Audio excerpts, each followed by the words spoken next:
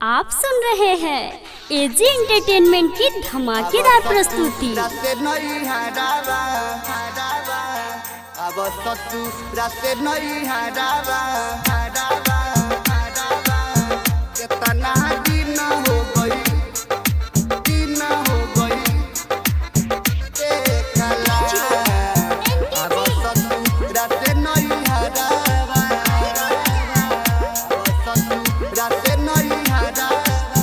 अब ससुरा से नैहरावा, हाँ अब ससुरा से नैहरावा, कितना दिन हो गईल देखला। अब ससुरा से नैहरावा, कितना दिन हो गईल देखला। अब ससुरा से नैहरावा, अब ससुरा से नैहरावा, कितना दिन हो गईल देखला। अब ससुरा से नैहरावा, कितना दिन हो गईल देखला। अब ससुरा से नैहरावा। Mix by AG recording studio. अब ससुरा से नैहरावा,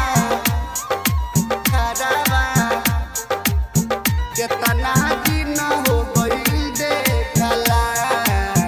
अब ससुरा से नैहरावा, ऐसन साजा काहे देती बारू, निकलता देह से प्राण ए जान हो, निकलता देह से प्राण।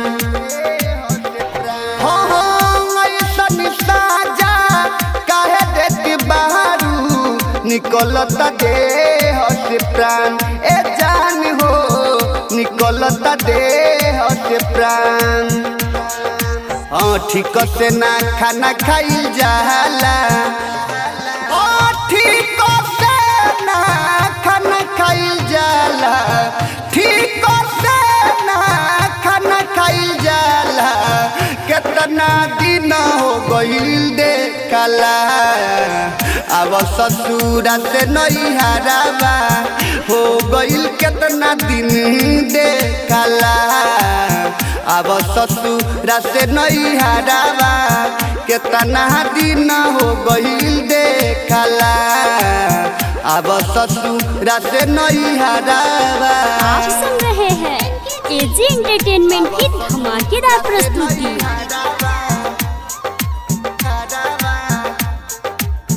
कितना दिन हो गईल देखला। अब ससुरा से नैहरावा। प्रेमी विदेशिया बेचन बिहारी, के गैलू दिलावा कचारी ए जान हो, के गैलू दिलावा कचारी।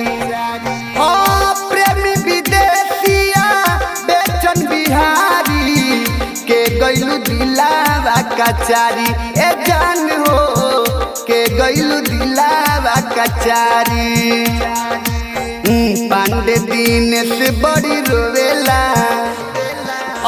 हरी शरण बहुत रोवेला, ओ प्रकाशी बहुत रोवेला। कितना दिन हो गईल देखला। अब ससुरा से नैहरावा, कितना दिन हो गईल देखला। अब ससुरा से नैहरावा, कितना दिन हो गईल देखला। अब ससुरा से नैहरावा। रिकॉर्डिंग स्टूडियो रोशनपुर सपहा।